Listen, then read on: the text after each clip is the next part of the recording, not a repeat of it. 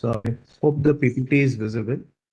Can you make it full screen, sir, so that Yeah, just give me a second. I can do it. yeah, sure.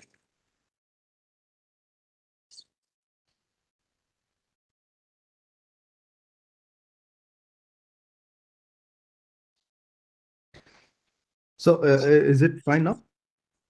No, still it is in a slide mode. Now it is fine, sir. Please go ahead. Thank you so much. Thank you. Thank you for the confidence. So first, let's start with a particular event which happened almost a year back. I don't know how many of you have seen this. This is something called a cybersecurity guidelines, which MIT released for the government employees.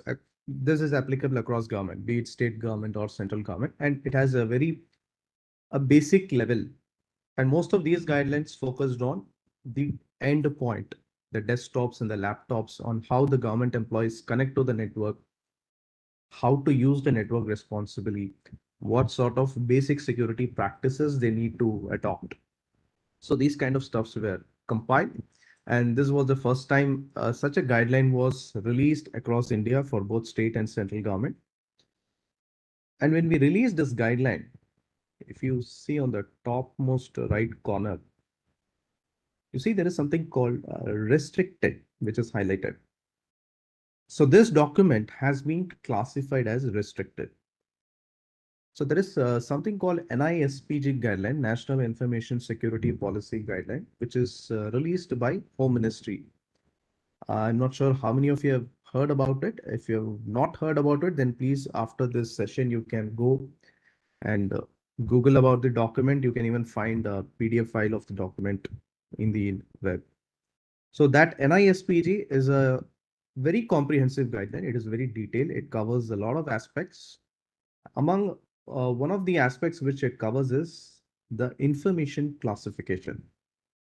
And this guideline is also for all government departments, be it center or state. So what information classification states? So the guideline classifies government information into 4 different categories. So one is restricted, next is confidential, then there is secret and top secret. So restricted means a document can be circulated within the particular government department or organization. Let's say there is a particular policy document which has been internally created for MIT, and that document has been labeled as restricted, then every MIT employee who has that document can circulate the document to other MIT employees within the MIT organization. So they cannot circulate it outside. If in case instead of restricted, if you see a classification called confidential, then confidential is something which is only for the consumption of top management. So in this case, you can say it could be for the consumptions of the group coordinators or the DDGs or the joint secretaries, additional secretary and secretary of MIT, whomsoever comes in the top management. And post confidential, you have something called secret and top secret. Secret and top secret are highly classified information and they are not supposed to be shared over internet. And you are not even supposed to share it over an electronic medium until unless that medium is encrypted and you have a point-to-point connection. Let's say you have a local LAN between 2 buildings of MIT. And in that local LAN, which is air gap, and you have to use a certain type of encryption, which is approved by a government committee. They call it as SAG. So you have to use this encryption for encrypting the secret and top secret. Only under these conditions, you can share these two information on an electronic medium. Otherwise, secret and top secret are not supposed to be shared in any normal electronic medium, and especially not through open internet. But unfortunately, what happens is nowadays you can find many documents which is labeled as secret being shared over internet, especially social media like WhatsApp and other private messages. So this is actually against the law. If you have seen anyone doing that, then please advise them not to do so again.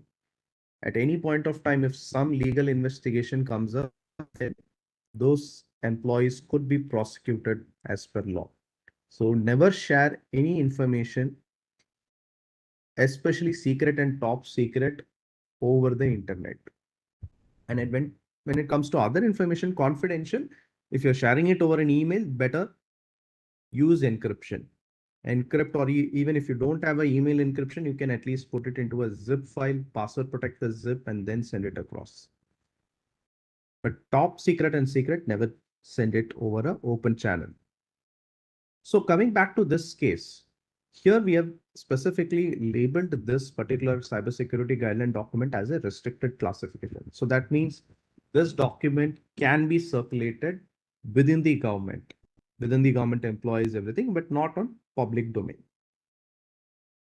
And one of the policies within the document, there is a clause in this document which explicitly tells you not to share in public domain any unauthorized document, especially these kind of restricted and confidential. You're not supposed to share it in the public domain. That is what is mentioned in one of the clauses in this document.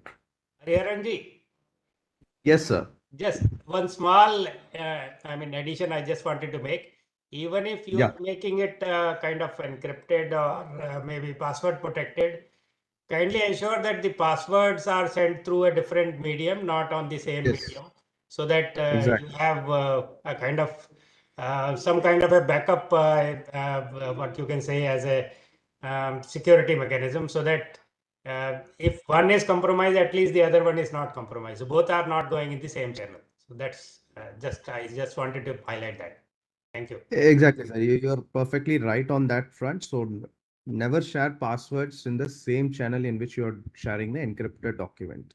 So it's always better to use offline mechanism like an SMS, or even call the person and tell them the password.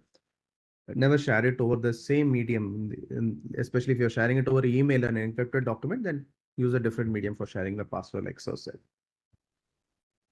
So in this case, what happened is this document was sent by Secretary MeitY to various state governments, different government departments, both in central and states, asking them to just circulate it amongst their employees and ensure that everybody follows the guidelines. And you won't believe me, the moment it went and reached the different departments, many departments, what they did, they just published this PDF on their website. So ideally, if you, some of you might be working directly under the ministry itself. So in many cases, what happens is if a particular letter comes from any department or a ministry, and if it is for circulation for all employees, normally some senior officer writes on the letter to be published on notice board and website and to be circulated to all. So unfortunately, in this case also, many places people did the same. They just marked it like for circulation in notice board and website, and nobody cared to look at the classification of this document. And this came over the internet, and many foreign, you can say, media, print and electronic media, they noticed this, and some of them even came out with an article. This is one such example. This is from a magazine called Register, which is based out of UK. So they picked up this and they came out with this beautiful article criticizing how the government employees who are supposed to safeguard a particular information deliberately or indeliberately leaked out on the website. So this caused embarrassment to us. So what we did, we revised the document. So in the next phase, we created two separate documents, part 1 and part 2. So part 2 was again a generic document, which is for the consumption of all employees. So in this document, we remove the classification of restricted. So always remember, if you don't explicitly define a classification on any document, then that document can be circulated in public domain. So like in this case, you can see the restricted mentioned here. If I am not mentioning the restricted or confidential or secret, then that means this document is unclassified, and unclassified documents, you can share it in the public domain. So we remove the classification in this case for the part 2, which is for the consumption of all government employees. Whereas part 1, we had specific instructions which covered the network and data center part. So this is something which is for the consumption of the CISOs, the Chief Information Security Officers of various government departments and ministries. So this is dealing with internal configurations, internal network architecture. So we thought this should not be published in the public domain, and we retained the restricted classification for the part 1 of this document. And keep in mind, this was only sent to the CISOs and deputy CISOs of different government departments. It was not widely circulated like the part 2 of this document. So ideally, we hope the CISOs and deputy CISOs are supposed to be tech savvy people, and especially at least they should have some understanding of cybersecurity because they are heading the cybersecurity of different organizations and ministries. And you won't believe me, the part 1 also found its way to the internet. Many people published the part 1 also on their website. So this is the level of understanding which the government employees at different ministries and departments are having as of today. So I'm highlighting this here because when you deal with any information at your level, so please don't do this mistake. Always classify the document, be it a letter, be it any data which you are sharing over email with anyone, and be careful of with whom you share such information, especially when you're dealing with any outsourced vendors or third-party contractors, consultants. So be careful while sharing information with them. And apart from information sharing, there are other places where government departments inadvertently leak out certain sensitive information. So one such place is RFPs and tenders. So if you ask a government department to furnish the details of some sensitive equipment which they are using, either through RTA or directly, they may not give it to you. They will say this is something related to national secret, or this may affect the security interest of the country, and they will deny to share such information. But the same department sometimes share the specifications over a tender. For example, assume you have some sensitive ICT equipment which is operating in your organization or a department for a couple of years. So ideally, what happens in government tenders, we take the AMC and warranty support for 3 or 5 years maximum. So after the expiry of the 3 or 5 years, you would ideally go for a renewal. You may again float a tender requesting for the extension of the warranty and AMC. So when you want to extend a warranty or AMC of an existing equipment, you definitely have to share the details of the equipment with the prospective bidders. Then only they can study it and quote a appropriate cost in their bid. So while doing this, many people share a complete details, including the serial numbers, the make and model, the specifications, and how these devices are placed within the network. I've seen some of the RFPs where people put a complete network architecture diagram where they're extending the AMC for one equipment. That equipment sits in some nook and corner of the whole network, but they share the complete network architecture diagram and they exactly pinpoint my device sits at the 3rd level. This is where it is connecting. So in this case, when you're just renewing the AMC or warranty for one equipment, there is no need to share a complete architecture diagram. And what is the damage that is going to happen by sharing all these things?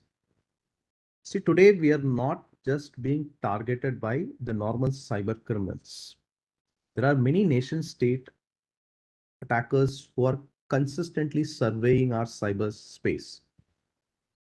Today, when we create or deploy a new government website, the moment it becomes live, we immediately get around 10 to 20 lakh hits on that website in a matter of few seconds. Assume I have not told about the existence of this website to anyone. Even the ministry is yet to publicly announce about the launch of this new website. But what happens at the back end is whenever you launch a website, there is something called DNS. DNS is where you make an entry for your website. Let's say it is www.abc.gov.in. So from the technical perspective, I have to publish the DNS record where I mentioned this website abc.gov.in is hosted on the IP address 164.100.x.x. And this always happens much before the launch of the website because you have to test the website internally, see whether all the functions and features are working properly before the Mantriji launches it. So at this particular stage, the threat actors, they're consistently scanning for the new DNS records which are published in the public domain. And of course, you have to publish it in the public domain because we want the public to come and visit these websites. So they're consistently scanning our cyberspace. The moment our website comes live, people just crawl the website from top to bottom, identify what are the informations that are disclosed or available on that website. They even try to catalog any potential vulnerabilities existing on the website. And then they try to exploit those vulnerabilities at a later stage. So the same goes with all the government tenders. Any tenders or RFP we publish today, these are also being consistently surveyed by the attackers, our adversaries. And any small detail you leak out, for example, if you say I am using a Cisco router 3520 model at a particular ministry, the moment the information gets in the hands of the adversaries, they will just simply look up the Cisco router 3520. What are the vulnerabilities existing on these routers? How old it is? And within a matter of seconds, they can find out a lot of working exploits which are available in the public domain. And if it is a nation state attacker, they can definitely create their own exploits to hack into these kind of routers. And they will use the hijacked or hacked router to further get into other devices into the organization. And they stay silent. Gone were the days when attackers used to deface the website. They'll just hack your website and they put up a very nice logo saying Pakistan Zindabad or something else. So those days you can immediately identify a website has been hacked because hacker has pushed a notice and he is openly claiming that he has hacked your website. But today hackers very rarely do such claims. Once they get access into your network or your servers or websites or application, they would try to remain silent. They don't broadcast their presence. They would want to maintain persistence and continuously gather all the details and data from your website or servers or desktops. And they will use your systems to further attack other government equipments and systems in the same network. So that is what's happening today. So be very careful while publishing any public document, especially RFP or tenders. As much as possible, avoid mentioning the make and model and technical specifications openly in the tender, and never put up any architecture diagrams on tenders. That is a straight away no, don't do that. That is exposing a lot of internal technical details unnecessarily in the public domain. If at all there is a necessity, let's say taking the same case of the AMC or warranty extension, definitely bidder would like to know the details about the existing equipment. So what you can do is you can invite the interested bidders for a pre-bid meeting, which normally happens. In the pre-bid meeting, you can share with the bidders a technical specification. And when you share a physical, and always share a physical copy and watermark each physical copy with some unique identifier. Let's say there could be a number, a random number, and sign an NDA with the bidders where the bidder shall declare that they will not share this technical specification and other details with anybody else, and they will only use it for the purpose of bidding in this tender. And post the closure of the tender, the bidder should undertake that they will destroy all the copies of that technical specification which has been shared with them. So if you sign such an NDA undertaking with the bidders, and we also have a watermarking in the hard copy. So by chance, if a particular bidder leaks the document and it gets published online, so based on the watermarking, at least you can identify and find out which is the bidder who leaked the document. And then further, we can take actions like blacklisting the bidder, issuing a show cause notice or whatever it is. But at least this particular method would prevent unnecessary leak of sensitive details in the public domain through these RFPs and tenders. And same goes for RTI grievances and even parliamentary questions. Many times what happens is some government departments, they deny a particular information when it gets filed through RTI. But the same query, when it comes through a parliamentary question raised by one of the member of parliament, there they provide the information. So here you can see the contradictory status. In RTI, you are denying one information, but you are furnishing the same information from the parliament because a MP has requested for that. And please keep in mind, there are many questions which gets through both the channels because there are certain vested interests operating at the back end, and they push their questions both through the RTI and through the corresponding member of parliament also. So you should always maintain the same status. If you're denying something through RTI, then parliament also please maintain the same status. And especially when asked for something like, for example, we have seen many RTI queries asking for security audit reports, a copy of the security audit report. Security audit report contains sensitive information which are related to vulnerabilities and weaknesses in an application.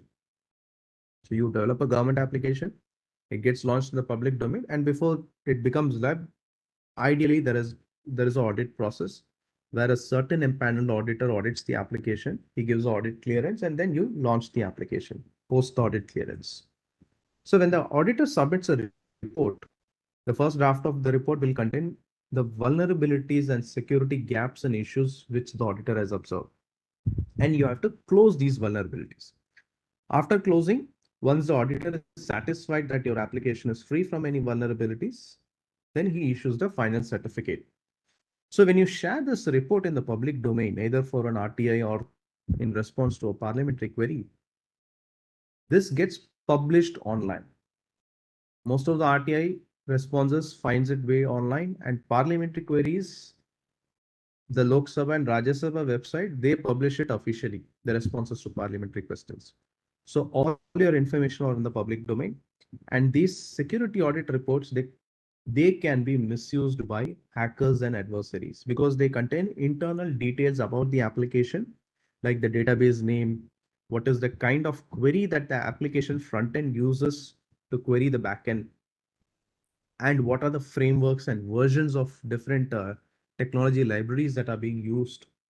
All these are actually a treasure trove for hackers. They can leverage any of these information and try to further enumerate any vulnerabilities which are yet to be patched on the application, and this could prove very disastrous. So be careful while replying to RTI grievances or parliamentary queries. Always be very cautious in sharing any sensitive details, especially details dealing with any technical specifications, security audit reports, or while sharing any contracts. There could be certain sensitive clauses in the contract. So always be careful. You may redact certain parts of the contract wherever some personal details or sensitive details are there, and then you can share it across. So better you can also get it reviewed with a technical team also, because normally the RTI information officer of the organization would be someone different who may not be directly dealing with the technical aspects. So better you can get it reviewed with the technical team and then you can share it. So next, we come to BIOS. So BIOS is something which has been repeatedly neglected across the world. So wherever ICT equipments are there, whenever we do a patching, the patching always starts and most of the time it stops with the operating system. We update the operating system, we update the antivirus, and we update the softwares which we are using, like Adobe Reader or MS Office. But when it comes to the BIOS, which is the firmware of the computer, that is seldom gets its due. Very few people rarely patch their BIOS. And BIOS updates is not something which you get every month. The OEM releases once in a while, let's say once in 6 months, some update may come. But that update is very, very crucial and critical. BIOS provides a interface between the hardware of your computer and the operating system. So if someone takes over the BIOS, then they can literally control the entire operating system and all operations that you do on top of it. And this is very, very critical in case of servers also, because in today's market, most of the servers there don't operate on a standalone basis. In a single server today, we are creating at least 5 to 6 different virtual machines, and all these VMs are sharing a common hardware. So when the BIOS of a server gets compromised, then all the VMs are gone. Any operations, any data present in any VM that a hacker can easily get access to. And since the logs of the BIOS is not being monitored or collected centrally, nobody does that. I've never seen anyone in government doing this. That is where any tampering, if at all it happens, nobody notices it. So BIOS patching, please include that as part of your normal update and patching cycle. It can be your laptops, it can be your desktops. Please do the BIOS patching. You can even include the patching as part of your procurement contracts also. You can put the responsibility on the system integrator who is supplying the desktops and laptops. So ideally, if you have a three-year warranty or a 5-year warranty, so make it mandatory for the SI to come and update the BIOS on the systems which they have supplied. You can give them a grace period of 15 days from the time OEM releases the BIOS. So within 15 days, make it the job of the SI to come and patch all your systems. And because BIOS patching is not an easy task, some OEMs have a very simple software which you can just directly install on the operating system and do the patch. But most of the OEMs, they do need you to copy the BIOS on a pen drive or a CD and then boot it in a firmware where you flash the BIOS. And during flashing, if there is an interruption, let's assume there is a power failure, then it could literally crash the system. So it has to be done very carefully. So that is why it is always better to have a skilled technical resource to do the BIOS update. So you can put it as part of your contracts when you buy any systems, laptops or desktops, and including servers also. If you're using something on the cloud, then it is the cloud vendor who takes care of these patching. So there you need not worry much. But when the hardware is in your possession, you're managing the hardware, then it is your responsibility to update it frequently. So these are just the points which we discussed so far. So, and here you have to remember one thing. The last 2 points are very critical. So many government departments, what they do when a particular guideline or a order is issued, most of the time the order is issued in a hard copy. There is a physical paper where an office order or a OEM is taken printout and that is being signed by the concerned authority. So this piece of paper, ideally it should be scanned in a scanner, a printer or a scanner device where you scan it and then you take the scanned file in the form of a PDF or image and circulate it on your e-office or some other notice boards. But many times I've seen government departments, they use the mobile to scan such hard copies. Scanner is an app which many of you might have heard about, especially during the COVID times. There were more than hundreds of government orders which were published in government websites using the CAMP Scanner app. You know, the free version of the CAM scanner, it leaves a watermarking at the bottom where CAM scanner is mentioned explicitly. And CAM scanner, you know which country is behind the CAM scanner, and later on that our app was banned, but that is a different case. But today also many people use these external mobile apps to scan internal documents. They take a photograph and the application just, it actually doesn't do a scanning. It is just taking a photograph and manipulating the photograph by increasing the contrast, brightness, and color levels to make it look like a scanned document. So these apps, keep in mind, every document that it scans, it uploads it to the cloud. So cloud could be anywhere. It can be outside India. It can be in Europe. It can be in China, wherever. You may never know that.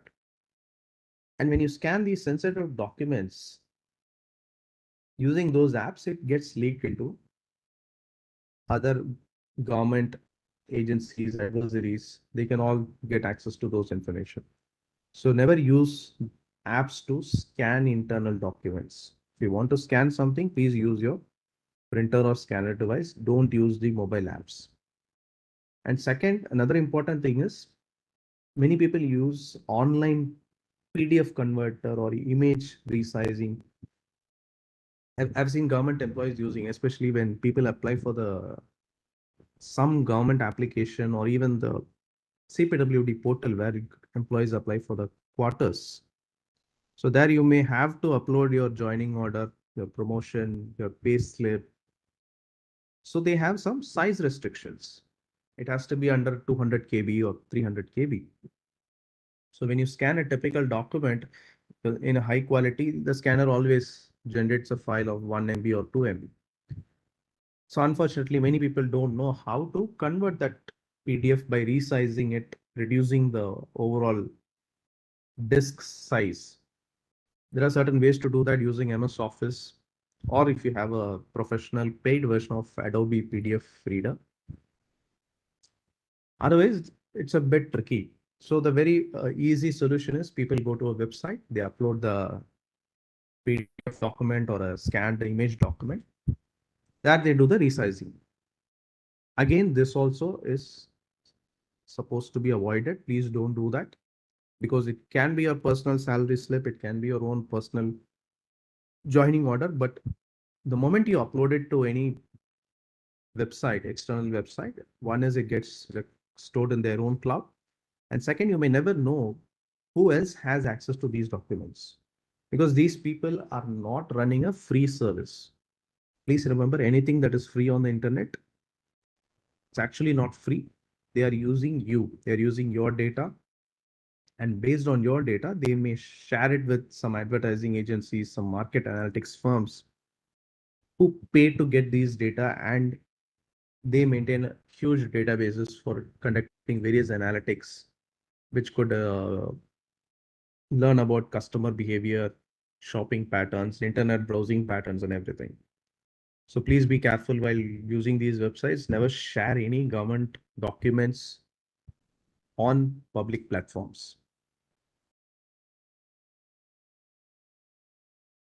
So this is again a statistics. It's taken from a firm called Statista. So they create statistics of many different categories. This is one such category, as cyber security attacks. What are the top attacks that were observed across the world in 2023? So here it includes the workloads which are hosted both on-prem and in the cloud ecosystem. Cloud means your AWS, your Azure, and Google, all those things. So across the world, you can see phishing is still occupying the topmost spot. So since the time COVID came into existence, we have seen a rampant increase in phishing attacks within the Indian government ecosystem. So we have seen a huge volume on a daily basis. There is 600 to 700 unique phishing mails, which we have handled at NIC. And COVID is a particular scenario once in a decade, or not a decade, once in a century scenario, you can say a pandemic scenario, where the whole world was restricted to the confinement of their homes. So everybody was working from home. So working from home, you had no other option. You have to communicate everything digitally. You have to rely on your emails, you have to rely on your video conferencing system, you have to rely on your VPN to connect to office network and all other things. So phishing was a very lucrative opportunity for the hackers to directly reach out to the users. So assume you as a user sitting at your desktop in office network, you receive a phishing email, you click on a link, assume the link leads to a malware website. Today, if you do that in the government network, the chances of you landing on the malware website is very, very less. Why? Because most of the known malware websites are blocked at the gateway. So we have blocked it. So you may see a blocked notice coming on your screen. Of course, there are certain unknown websites which are yet to be discovered as being used for malicious purposes. Those may not be blocked, but majority of the cases, it is blocked. So we get intelligence from a lot of sources, including certain MHA and a lot of other cybersecurity agencies across the globe. So all these intel is pooled together and blocked directly at the gateway. But if you take the same system or laptop back to your home where you're connected to your broadband, it can be an Airtel or a BSNL or Jio. So there your ISP is not going to block any websites. Your ISP is just giving you a raw pipeline, a bandwidth. So where you are free to browse any website. The only websites that are blocked are something which is based on a court order or a instruction from DOT. Other than that, all the websites in the internet are open to you, including the malware websites. So during the COVID pandemic time, everybody was sitting at home. So the moment if a government employee clicks on a phishing URL or a link that is sent over the email, then the chances of that employee downloading the malware from the link is very, very high because your home network is not secure. It doesn't have the security controls which has been implemented in the government network. So that is why many people, they got infected, they fell victim to the phishing attacks during the COVID pandemic. But now we have come a long way. It's been more than 3 to 4 years since we saw the COVID pandemic. But still phishing is the top. Even today also we are seeing a lot of phishing attacks coming over to our government email accounts. And most of the time what they do is, there was a time when they used deliberate malicious domains. Let's say xyz.com is a malware domain. So the phishing mail, when it contains xyz.com, it gets inspected by email gateway. Email gateway is something which checks each and every email coming to our email service. It runs a check. It checks for any malware in the attachment. It checks for any malicious URLs or domains. And it checks the IP address of the sender also for any suspicious activities. If everything is clean, then it allows the email to reach the inbox of the user.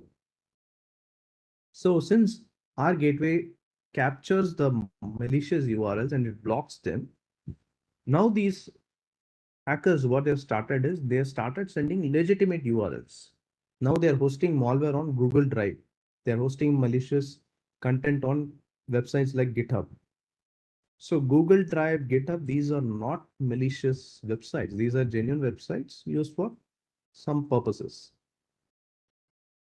So since they know that none of the phishing detection engines can capture or highlight these URLs as malicious, they are using those things. So always be careful when you receive an email containing any cloud storage like Google Drive, OneDrive, Dropbox as a URL in the link.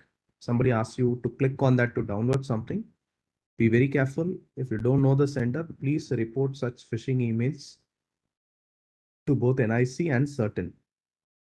The IDs of email IDs is given on the last slide, so there you can check. And apart from phishing, there are other attacks, ransomware. So ransomware we have seen very less in government ecosystem, but yes, we have seen something called RAT, remote access Trojan, that has been spreading in different government departments. So we'll get into the case studies of some of these attacks. The first one is a supply chain attack. So what you're seeing is a supply chain attack which happened on an application called CCleaner. Some of you might be using CCleaner. Some of you might have used it at one point of time. So you can say CCleaner is the most downloaded application in the whole world, in the history. If you don't take into account the browsers and the operating system, then CCleaner is the most downloaded application. I think it has been downloaded more than 5 billion times. The software was so popular, it was even used by employees working in top companies like Microsoft, Google, Cisco, Xerox. You name any company, the employees had this software installed on their system. And once upon a time, it was a beautiful software. It was doing a lot of system maintenance tasks. Like if your registry becomes very huge, there are a lot of orphan entries in the registry. It just does a simple job of cleaning your entire registry with a one single click. It can help to clean your computer hard disk by removing the temporary files, the OS installation files, which are normally not required, but the operating system keeps it for some particular reason. So all these things it removes and helps the user to keep the system clean with a single click. So that is what the USP of the application, and many people used it for the same USP. And the software was free. There is a pro version which offered some additional features, but the basic functionalities are still free. So then what happened is CCleaner, it was maintained by a company called Piriform. Then Piriform got acquired by antivirus company called Avast. Avast is again a company which gives you a free antivirus. And the parent company of Avast, they had another company called Avira. If some of you have heard about it, Avira is also an antivirus. That is also a free antivirus. So here you must ask your question, why these companies are offering free antivirus? And CCleaner is also free. And now the moment Avast acquired CCleaner, then they started bundling a lot of other tools, including their own antivirus. If any of you have recently installed a CCleaner during the last 4 years or 5 years, you must have seen during the installation, it will ask you to install some other additional software. For example, it will ask you to install a Google Chrome. Of course, you can skip it, but the default installation, it installs some third-party solutions because they charge these third parties a certain amount for bundling it with CCleaner installation. So what happened with CCleaner is in 2016 to 17, at that point of time, threat actors, it was claimed that the China-based APT attackers, they hacked into the servers of CCleaner and they modified the source code. In the modified source code, they created certain additional components. And then when this source code, modified source code was compiled by the engineers who are maintaining CCleaner, it was released as an update to all the CCleaner agents sitting across the globe. And this was a very specifically and precisely targeted attack. So what happened was this update was pushed to millions of PCs across the globe, wherever CCleaner was running. And there was only once, this as a multi-stage payload. Multi-stage payload means they had only a minor component of the malware sitting as part of the CCleaner update. So what it does is it just checks your system host name, your IP addresses, and the network where you are located, and then sends this information to a C2 server, a command and control server, which is controlled by the Chinese attackers. So once it receives the communication that these are the systems that are compromised, then based on certain specific criteria, it delivers the next stage of payload. So what is the specific criteria? So they were actually planning to compromise the systems in top technology companies like Microsoft, Google, Cisco, and other things. Because these are the companies where the R&D, intellectual property rights of critical ICT technologies are being held. So they wanted to get into these companies and steal those corporate secrets, the source code, the program, the IPR, and everything. So that specific check involved checking the system whether they belong to these technology companies. Only if the system has been connected to the network or used in the network of these companies, then the second stage payload gets delivered. Otherwise, the second stage malware will not be delivered to the system and your system will continue to operate just like a normal system. There won't be further malicious activities on the system. So post installation of the update to millions of PCs, only 50 odd PCs from these critical companies got the second stage of payload delivered. And then a lot of corporate secrets, programs, algorithms, upcoming projects, details, all these were exfiltrated by the attackers. So when this attack was discovered, this was one of the biggest corporate heist in the history. And provided this attack was also an eye opener for supply chain attacks. And post CCleaner, and CCleaner got hacked not once, got hacked thrice. 3 times the hack happened. Very recently, last year also there was a hack. And similarly, like CCleaner, there was another company called SolarWinds. SolarWinds also got compromised 2-3 years back. And that had a very devastating implications for a lot of people, including the US government, because US government was heavily using SolarWinds to monitor their data center, their network. And even one company called FireEye, if you've heard about it, that company literally went bankrupt after this attack. The company has to be dissolved, and then it got split. The threat intel portion, which is known as Mandiant, it went to Google, whereas the antivirus and EDR portion of FireEye that was acquired by another company, and now it is called as Trellix. So that is a different scenario. So I'm giving you this example. Why? Because a software which is free, a free software may look very enticing to you. Similar to CCleaner, you may, I've seen people in government departments using remote administration tools like TeamViewer, AmiAdmin, AnyDesk. All these are very beautiful softwares. With a click of a button, you can just immediately connect to anyone's computer, troubleshoot the issue, and just log off. But keep in mind that when you use these softwares, be it CCleaner or be it a TeamViewer or AmiAdmin, you are actually exposing your internal government system to an external third party.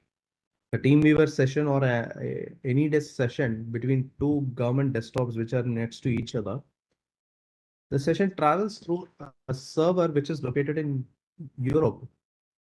So there, any third party or any intermediary can do a man-in-the-middle attack, and they can get complete access to both the systems which are connecting with each other. So be careful while using these softwares. Please don't use these free softwares in government network. If at all you want to use some software, please discuss with the CISO. Prepare a list of software. See, softwares which are open source, there the code is in the public domain. It is published, and a lot of oversight is being done there. At least you have some assurance that it may not have backdoor, but that doesn't mean open source softwares are safe. But the only saving grace is if at all there is a backdoor, it might come into the public domain, maybe after some days. If not today, maybe after a month or a few weeks. But whereas closed source softwares like TeamViewer, AnyDesk, the CCleaner, their source code is not exposed in the public domain. So we have no idea of what new changes they are doing in each update. And every time they collect your system details and they send it to external servers. And this news, it just came a week ago. FTC is a Federal Trade Commission of the US government. So they levied a penalty on Avast. Avast is the parent owner of CCleaner. So what Avast has been doing is they were collecting the data from all the computers where their antivirus softwares, especially Avast had a browser plugin. So what they said was it was a free browser plugin. If you install this in your browser, this plugin will block all the tracking which happens online when you visit websites. Let's say you visit Amazon.in or a Flipkart.com. Most of the website today, they drop something called cookies. So cookies have a lot of functionalities. One of the functionalities to keep track of your browsing activity which happens on the same browser. So if you parallelly opened Amazon and Flipkart, Amazon will know that you have opened Flipkart, and Flipkart will also know that you have opened Amazon. So like that, most of the website today, they drop additional cookies to track you. So they track your user behavior, and based on that, they do a lot of things. One of the activity they do is that targeted advertising. So Avast released a product in the public domain for free, claiming to block such trackers when you browse the internet. But the irony of the fact is what Avast was doing is instead of blocking these trackers, Avast themselves have been collecting the complete browsing history of the user and sharing it with different advertising agencies for money. They have been profiting out of it by selling customer data. And this time they have been caught by the FTC.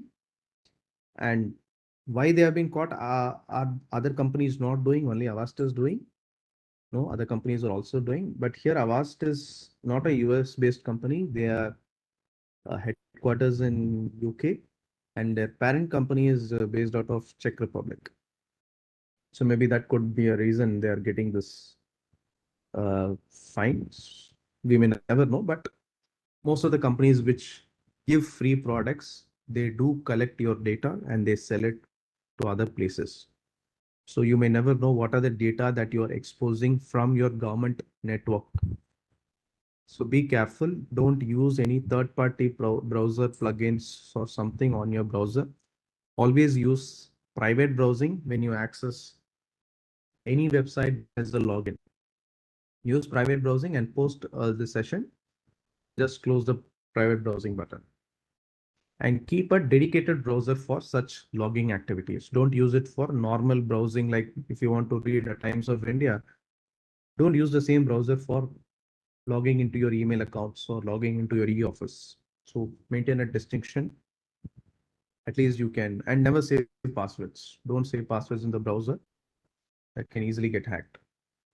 This is just again a description of supply chain attack. I'll just skip it over. I'll just skip it to the next one. So this is phishing. We have been discussing about phishing as one of the topmost attack. So there was a time phishing attack required a substantial skill set from the hacker. That needs to use a particular theme, and he has to predict a theme which could entice the user and make him click on the link or download the PDF and open the PDF which is sent as an attachment. So they use attractive languages, and many times we have been told that a phishing mail or a spam mail will obviously have spelling mistakes. They will offer you some random offers, like a Nigerian prince offering you his fortune in exchange for a small payment of 1 lakh or 2 lakh rupees, all those kinds of activities. But today, if you want to launch a phishing attack against a particular individual or a group of people, all you need is a Telegram app. You don't need anything else. So what you're seeing on the screen is a Telegram bot channel, which offers phishing as a service. A couple of years back, these features or facilities, the phishing as a service used to exist in darknet. You have to connect to the Onion network and then visit to a particular forum, Onion forum, from where you have to subscribe to the uh, phishing as a service in the form of Bitcoins. But today you have it on Telegram. Telegram is an app which is open. It is available on Android Play Store, Apple App Store, everywhere. So anyone can go to the channel And this is completely automated. There is no human involved. You are actually talking to a bot. They have certain commands. You just ask the bot what kind of phishing activity you want. Let's say you want to impersonate a Instagram web page or a Twitter web page. You select the concerned ID, and within a matter of few minutes, you will have the working phishing web page ready. And anybody who clicks on the phishing link submits data. That data will get automatically texted to you in the same Telegram chat itself. So that is the beauty of this. This is one such compromised credential which you will receive after a successful compromise of a victim. And these are the other options apart from that Twitter, Instagram. You can even create a fake website for Dropbox, LinkedIn, Netflix, and everything.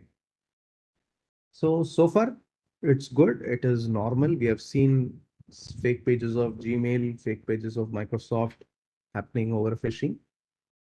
Nothing abnormal about it. Only thing which is new is it has come through Telegram. So you will ideally think that all my accounts, be it my Gmail or my Microsoft or a Dropbox, all of them are secured with two-factor authentication. So I will get a OTP. Once I put the OTP, then only someone can hack into my account. So even if my password goes out, you may think that you're safe. But what if I tell you that hackers have now found a way to hack into your OTP also? So this particular Telegram bot, it not just compromises your password, it compromises your OTP also. How it does, I'll just show you. I'll just quickly go to the page. Yeah, this is the page. So when you create a particular phishing campaign through the bot, so one is you have to give the details of the victim. You have to select what kind of phishing theme you want, whether you want to compromise the victim's bank account or the email account or social media, whatever you have to select. And accordingly, you'll be guided in further steps. So what you're seeing in this screen is a page where a OTP is supposed to be compromised for a bank account. So here you can see the phishing mode is being selected as banks. And service, you can see some of the US-based banks, Chase, Wells Fargo, Bank of America, Standard Chartered, Citibank, everything is there. So now they've created facility for Indian banks also. Now we have a phishing mode for SBI, ICICI, HDFC, all those have been included here. So once you give the victim phone number here and the name, and of course, if you know the credit card last 4 digits, you can give, otherwise it is not required. And then you launch the campaign. What happens is the victim receives a IVRS call. And this IVRS call comes from a number which appears very similar to a toll-free number, just like you see 1800 or 1860, like that. So it comes through a VoIP mode, and you will be speaking to an automated voice. So the voice will tell you that your credit card has been misused, some suspicious transaction have taken place, and to immediately cancel those transaction, please type the OTP which you have received on your mobile. And please keep in mind, before this call comes, there is the first level of phishing attack which already happens. There they will try to collect your username, password, or your credit card details, whatever. Once those details are collected from you, then only the second stage, that is the IVRS call, happens. So here they will ask you to assume that your credit card details has already been collected through the fake phishing web page. So now what the attacker will do, the attacker will use your credit card and he'll try to make a transaction. So when a transaction is made, ideally we get OTPs. And this is when you get a call parallelly. When the transaction is done, immediately you'll get the IVRS call. And sometimes it may happen that even before the OTP comes, you will get the call. The call will tell you that the same thing, the suspicious transaction has been detected. So to stop the transaction, if you have not done the transaction, please type the OTP received on your phone. and a timer will start. It will say type the OTP within the next 10 seconds. So ideally, as a user, you will be very scared about receiving such a call. And once you hear about the OTP, you will always open the messages and try to check if you have actually received a OTP. And since you have a timer ticking, that is within 10 seconds, you have to type the OTP. You will not care to read about the complete SMS which you received for the OTP. Ideally, the OTP will tell you for what purpose the OTP has been generated. Let's assume a transaction for 1 lakh has been detected on your card, has been made on your card, then the OTP message will tell you this is the OTP for confirming the transaction of rupees 1 lakh paid against so and so merchant. And since you're already on a call and that IVRS voice is asking you to enter the OTP within 10 seconds to block the transaction, you will not spend time in reading about the complete message. You will just go to the SMS, you will take the OTP, you will just type it here, which most of the people will do. And then the OTP is received and the transaction is completed. The last few minutes, sorry to disturb you. Last few Okay, minutes. okay, no problem. So this kind of attack is now happening in India. Earlier, it has been happening only in Western countries, but now it has started in India also. So be careful when you receive an IVRS call. A caller is asking you to key in your OTP, or a caller is asking you to put your credit card details, debit card details, CVV number. All these are red flags. Please don't respond to those calls, and you can actually report those calls to the cybercrime portal. And recently, yesterday, the Chaska portal has also been launched by the government. So there also you can report any numbers from where you got such calls or even WhatsApp messages. So please beware. IVRS asking OTP is malicious. Most of the time it is related to a phishing attack. So this is another attack which we are expecting. This attack has not happened with our government yet, but I'm just giving you a heads up. So if you see this URL looks pretty legitimate. It looks like kavach.mail.gov.in. Yes, it is a genuine website of Government of India. And it is asking you to download the Kavach application setup. So most of the government email users, you might be using the Kavach for the second factor authentication. So you have to download the Kavach app and do the 2FA. But if you observe closely, at the end of the URL kavachsetup.zip, there is something at the rate. At the rate is mentioned before Kavach.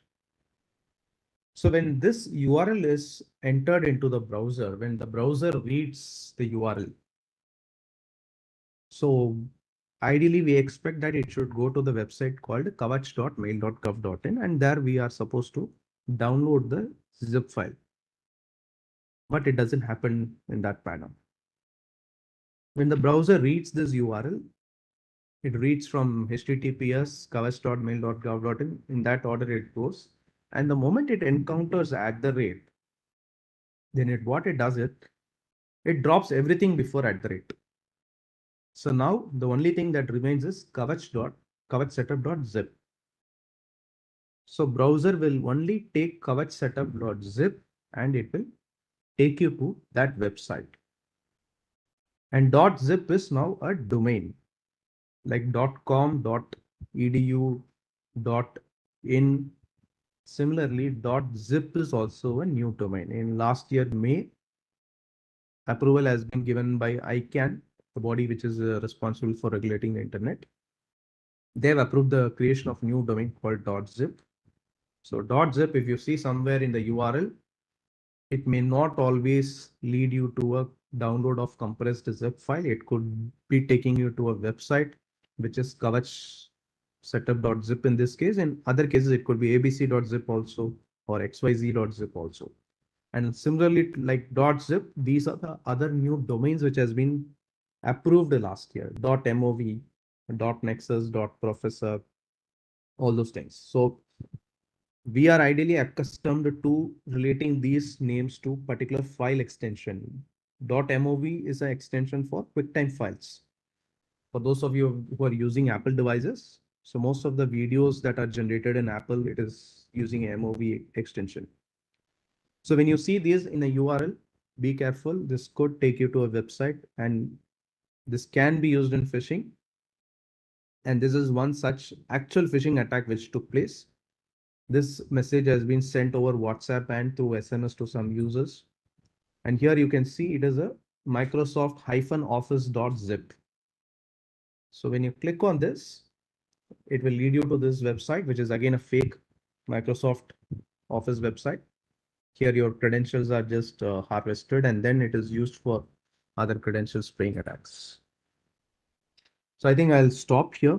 If there are any queries, we can pick it up. I'll share the PPT with the organizers. They can circulate to you after. All right, sir. Thank you so much, sir, for your wonderful and enlightening session. I think these kind of things also, matters a lot when it comes to the privacy and, when we are dealing with the data kind of thing. Thank you so much, sir, for your wonderful session and enlightening on those important aspects. So, sir, ma'am, if you have any questions, kindly keep it in the chat area. So we'll spend another 2 to 3 minutes, and accordingly later we will, ask Vyas sir to give his concluding remarks. If you have any questions, please keep it in the chat area. In the meantime, Jagdish, I just wanted to share a couple of Please. recent incidents. One is very recent. I mean, this week only. Our few officers from Mighty, they received something like this from this number. If you see the number, it's not visible here, but Yes. So basically, it is a profile picture is from Secretary Mighty, Yes. and the number is starting with +94, and +94, of course, is Sri Lanka's code. So the text starts in WhatsApp, and the person says, "Hi, so and so." Like it has asked me, "Hi, Mr. S.K. Vyas, how are you doing? And where are you at the moment?" And then, since I have not responded and I have just blocked it, no further communication happened. But many of our officers actually, they received further communication based on the responses received. And ultimately, the person was asking 50,000 rupees to be deposited in certain accounts. So two account details also we saw later on in some of the messages. So all these actually came to me as OSD to secretary, and then also they were circulated in one of the GC's group in the WhatsApp, where we have all senior officers, and we came to know that many people have actually got such messages. So this is one way. I mean, these fraudsters are, trying to grab your money by hook and crook. So this is I have seen sitting in this seat happening with my previous secretary also.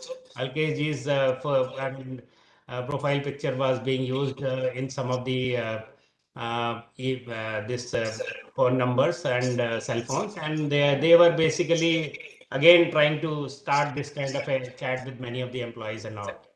And since it got reported, so finally we could get the things reported to WhatsApp, and we blocked this account also. The first thing you are supposed to see is any number. And one more example I can give you is many times you will just receive a video call through WhatsApp, and the number is only flashing. So if you by mistake, switch on your camera and start reporting and start communicating, many times it so happens is that the other side person just captures your pictures and all, and then they create a kind of fake video with all kinds of nonsense, and then they try to blackmail you by saying that we will put it in on the social media, and then all kinds of things. So these are two. The easiest thing to identify such thing is that you have to look at the number, and if it is not starting with +91, what exactly it is starting. So I have got many calls which are +92, +94, and some from the African countries also. So the thing is that the first thing one should immediately notice that the call is first of all from an unknown caller, and second is it is starting with some other country code than +91, which is our country code. So if this basic alertness is there, we can probably get away with these kinds of cyber crimes being percolated on us. So this is just a recent example. I just thought that our group should know.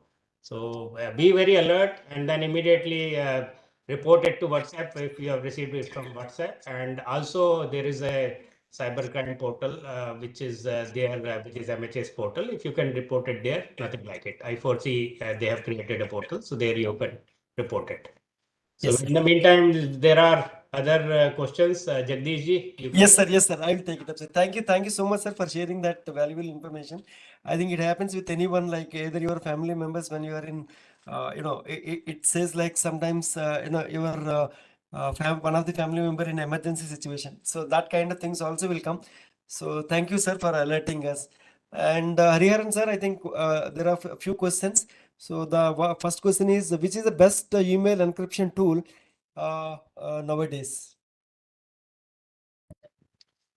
Sir, email encryption is mostly offered by the email service provider itself in most of the cases. But in the case of government email, which NIC is providing, so at the moment, the encryption is feature does exist, but it is provided on request basis to sensitive organization.